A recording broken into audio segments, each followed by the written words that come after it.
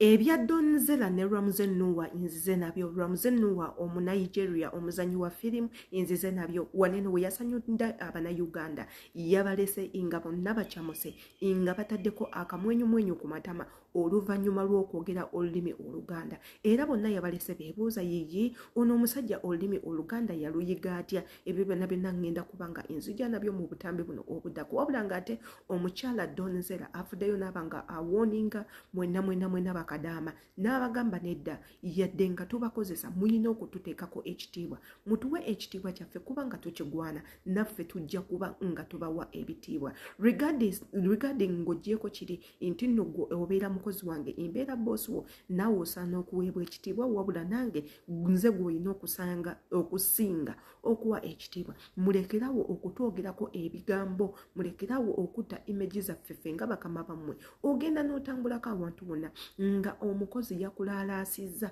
buli woyita wonna nga buli omu akusongamu agamba oyo ye boss wa gundi, oyo boss akola bw'ati, omukozi bw'ati ne bw'ati ne bw'ati. N'abagamba nti nno mubeere nga mweddako. Nsuubira bu videos bwe buti nze adita nsiiba mbukola nga mbabuulira batya omukozi w'alina okweyisa ewaka ew'omuntu wozze okukolera ne mukama wo w'alina okweyisa. Twogera ku workers behavior. Ekintu ekyo tukyogerako nnyo kuba ebintu bino eno munnange byetaagisa mu abasoma ku human inhabitants ebintu bino mubitegera. Weya we twogera ku habits ne twogera ku behaviors ne twogera ku characters z'omuntu. Muyina okubanga ebintu bino mubiyiga bwe muba muwagala emirimu gyammwe gibatambulire bulungi. N'abagamba okwewa ekitiibwa tewali kyekikujjako, okuwa mukama w'ekitiibwa nakyo tetuwali tekikujjako, wabula okuwa mukama w'ekitiibwa kisobola okukujja ku ddaala ly'obaddeko ne kikuteeka ku ddaala eddala.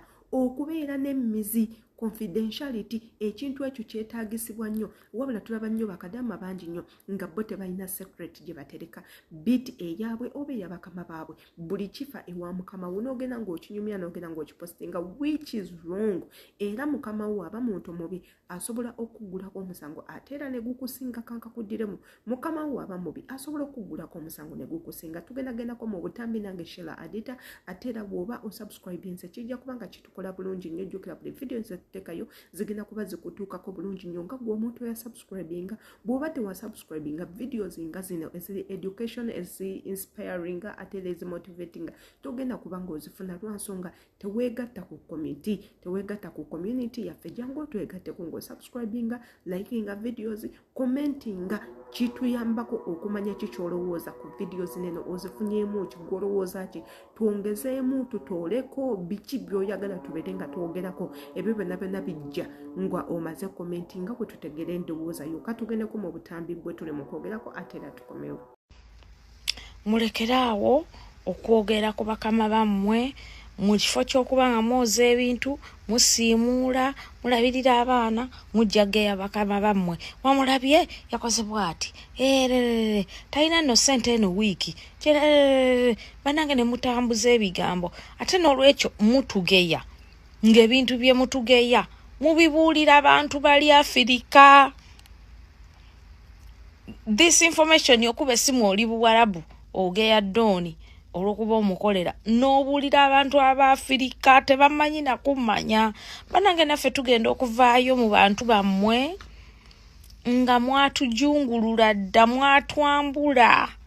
Bw'oba okolera mukozi wo ng'omukolera omukozi ng'akuwadde omulimu ogwagadde ate w'oli, bannange mulekeemu ekintu privacy bakyala. Naffe be mukolera we deserve privacy. Era bw'ojja okola ewange nsooka kubuuza omanyi kye bayita privacy? Kasita tokiyita ntosobola kinnyonnyola. Omuntu yenna yali etaze n'akozesa omukozi n'abaawo ng'alinga muganda we nga ekizibu bwe kijja kimanya engeri gye kibeera mu nnyumba. Ne bannange olina omukozi ofunyeko akazibu bwe kati n'akalalaasa ku Amerika, n'akalalaasa Uganda, n'akalalaasa Saudi, n'akalalaasa Jidda, buli wamu. Bannange bakozi mmwe, bakadaama mmwe, muyiga okukuuma ebyama by'abakama bammwe. Learn to have privacy for your bakama bammwe. tubaagala ne bannange mutwogerako nnyo ffe nga bakama bammwe. Bw'oba owulira enze mbadde nsaba bw'oba owulira ng'onkooye it's better n'oŋŋamba boosi mbadde nkooye bampa akasente kange ŋŋende than okunjogerako n'ombunya ekyalo n'ombunya ensi namba n'emmanya. Please, when you get hired, they are hiring you. Bakukwasiza abaana baabwe, bakukwasiza personal life yaabwe, tebakumanyi. There is what we call privacy. Muyige okuuma privacy mu mirimu gye muli. Mulekerawo okubeera ku masimu mugeya babbosi bammwe. Ate ne mutavaawo ne mulemerawo. Bw'oba ongeya lwaki togenda? Bw'ema ndi mubi nga bw'oba onyumiza bakyaliibo.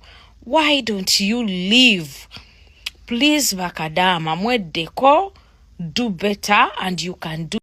Akakatambi ke mbateereddewo awo ka mukyala Donzera mwena asuubira mumanyi bulungi nnyo. Mama wa Brighton ne Briella, mukyala wa Big Eye mumumanyi bulungi nnyo. Mukyala muzungu oyo no ye Donzera naggagga, omugagga omuvundu, omugagga bifeekeera wecce. Yavuddeyo n'awa ensonga ze ku bintu ebikwatagana ku bakadaama. Ate era nga of course nze nga Sheila Adeta ensonga z'ayogedde enziraba zirimu eggumba ate nga entuufu nnyo bw'oba ng'oli mukwasi era nga oyagala nnyo okubuulirirwa. Ensonga omukyalo oyo ze yayogedde olina okuba nga ozitwala mu maaso ate era ng'ekintu kye yayogedde kyetaagisa abakozi mubeere nga mweddako. Baganda bange mweddeko, naddala abakozi abali mu nsi zino ez'obuwalabu mweddeko nnyo. Mutereze empisa zammwe, mutereze embeera zammwe, mutereze enneeyisa yammwe. Kigenda kuba nga kikuyambako ku mulimu gwo. Jjukira ffe abantu betukolera bantu bazibu nnyo, be bantu abateekinga ekintu okuba nga ize wabula ng'ate ku mutima akituute nga kiri serious ate era nga tugenda kukimusangulako yadde ki wabula ebbanga gy'akuuma ekintu ekyo ku mutima aba atandise okulowooleza n'okuyiiya atya bw'agenda okuba ng'adiringa naawe. Okwewala ebyo ebintu igwe weeweyo on space naye omuwe space ya. Nabagamba okwewa space tekitegeeza nti nno ogenda kweggalira mu nnyumba obeere nga toyogera n'ebintu ebira. Weewe space, mukama wo muwe obudde yerowooze yeekolere byonna by'ayagala. Gwekola emirimu gyo, tuula mu luumu gyo, kola obutambi bwo, kola TikTok bwo, soma ebitabo byo, kola ebintu ebikunyumira ebikuggyako stress. Yeeyo space gwe giweewadde ng'omuntu okola ebyo by'oyagala byokka. As long as ebya mukama wo ye by'ayagala nabyo obimaze kijja kuba nga kikuwa emirembe. Wabula ng'ate tetugenda kuba nga tulekayo okutambi lwa Ramsey obwalese Abannayuganda nga bakutte ku ttama nga bagamba ono gayi Oluganda yalugya wa? Ani yamusomesa Oluganda? Munnange bwe yavuddeyo n'agamba bannange muli mutya Abannayuganda mwasiibye mutya? Amannya y'enze Ramsey nzize wano eno okuba nga imbeerako nammwe olunaku olwaleero. Mukijjukire nti no Ramsey yali yayingira dda eggwanga lyaffe erya Uganda era nga bingi ebibadde bigenda mu maaso yabaddewo wali nnyo ne Eddie Kenzo nga wali n'abantu bonna. Katugendako mu butambi lwa kinkunyumiriza ng'obutambi buno we buli naawe obwewulirireko ate era tukomewo. Balamuziza Balamuziza Chichi Echewo. Don't make me feel bad. Thank you guys. Thank you Ugandans. Oh my God. This is heavy for me. Thanks. I want to say a big thank you. But before I do, I would like you to understand something. You see, we fall on the soil, on the African soil, all of us. But come rain, come shine, we're still brothers. We're still sisters. I want to thank you. I want to thank Ugandans for all the love and the support so far. It's been immense. As a matter of fact, 2 days ago, I went to one of the secondary schools here, BCK. The love that was showed upon me there was unprecedented, was phenomenal. I can't believe that I had that much power. It was so good, it felt so good. Right now, I don't know if I should go back to Nigeria. I think you should give me a name and a title here, very quickly. But anyways, I just want to tell you that I really appreciate this. Thank you very much, Humphrey, for making this happen. Please, a round of applause for Humphrey. Please support your brother in any way you can. Show love. It's very important. I'm looking forward to a very strong collaboration after this. I'm looking forward to, expanding the horizon beyond just the shores of Uganda, but all across Africa. That's what I'm looking out for. Thank you for having me. I appreciate the love, and God bless you all. Thank you. Yes, let's not forget. You see the beautiful costume. Abiat, where is it? Wait, courtesy of that guy over there. Thank you. Ramsey, will you do us the honor of presenting the award for Best Leading Actor? Certainly. Awesome. Thank you very much. Humphrey, Kenzo, we appreciate. Would love to have Ramsey 1 on the minute. stage. Yes, please. Yeah, just to thank Ramsey for that, and also thank you so much. I'd love my brother to say something small. Good evening, ladies and gentlemen.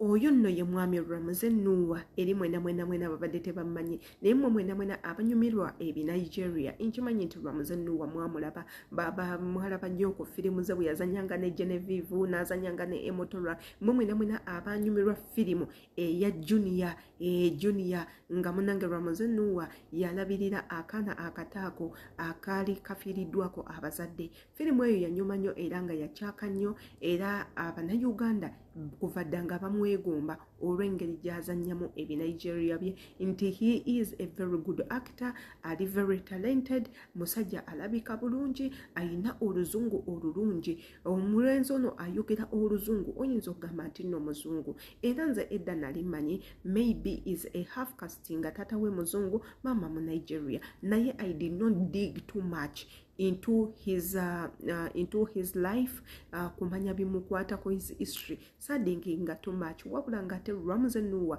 alongside Van Vika abalenzi abo Abannayuganda babeegomba nnyo walingawo ne Gayo omulala Emeka Ike waliwo ne Diamond abantu nga babaagala nnyo era nga Abannayuganda babafiirako ng'obuzannyo bwabwe butuuka babeera beekuŋŋaanya abali mu butale ku nnyanja ne badduka ewa neyiba bano abali ku mizigo bonna nga beekuŋŋaanyiza mu nnyumba emu Nigeria n'ebyo nze byaleeketerako ne taata wange omuto okuggala ennyumba n'akuba abakazi b'abanneyiba bonna anti nga bamusigulidde omusajja Nigeria we bituuka taata wange agenze ku mulimu bonna banneyiba abava abali awo bajja ne caayi waabwe n'emiwogo ku ssowaani ne bajja ne bayingira ennyumba ya kitange ne babeera omwo ne balaba obuzannyo mama wange omuto n'alemererwa okufumbira bbaawe emmere omusajja agenda okudda nga n'ennyumba eddugala omukazi ajjukira bujjukizi kukola mirimu ko ye yenfaaki lumu nja kubakuba emiggo